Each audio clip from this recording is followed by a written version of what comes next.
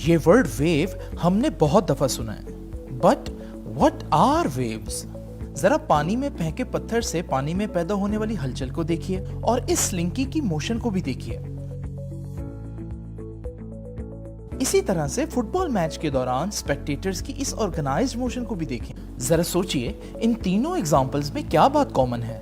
इन तीनों एग्जांपल्स में जो बात कॉमन है वो है मीडियम में पैदा होने वाला डिस्टरबेंस, और इसी डिस्टरबेंस को ही तो हम वेव कहते हैं। So wave is a disturbance produced in a medium.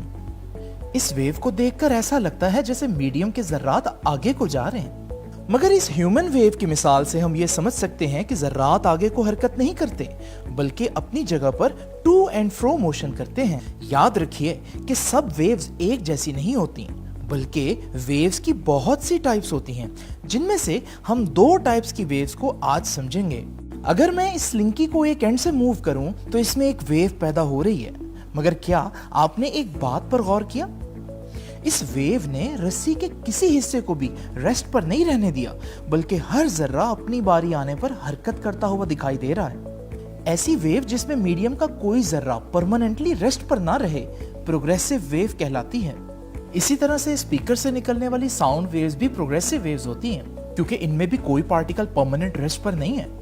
लेकिन क्या कुछ ऐसी वेव्स हो सकती हैं जिनमें कुछ पार्टिकल्स परमानेंटली रेस्ट पर रहें? जी हाँ स्टूडेंट्स, ऐसी वेव्स भी होती हैं। अगर मैं स्लिंकी के इस एंड को हरकत करने से रोक दूं तो इसमें कुछ ऐसी वेव्स जनरेट होंगी जिनमें कुछ पार्टिकल्स अपनी जगह पर हमेशा रेस्ट पर रहेंगे।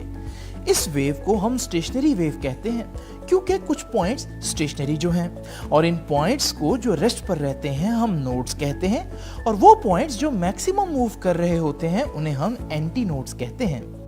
इसी तरह से पानी में भी स्टेशनरी वेव्स प्रोड्यूस की जा सकती हैं। पानी में पैदा की गई स्टेशनरी वेव्स में भी नोड्स को देखा जा सकता है। इसी तरह से गिटार की स्ट्रिंग्स पर पैदा होने वाली वेव्स भी स्टेशनरी वेव्स होती हैं।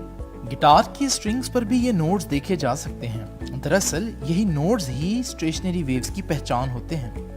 बच्चों, वेव्स की और बहुत सी इंटरेस्टिंग प्रॉपर्टीज जानने के लिए पीजीसी ई लर्निंग ऐप पर हमारे कंप्लीट लेक्चर जरूर देखें।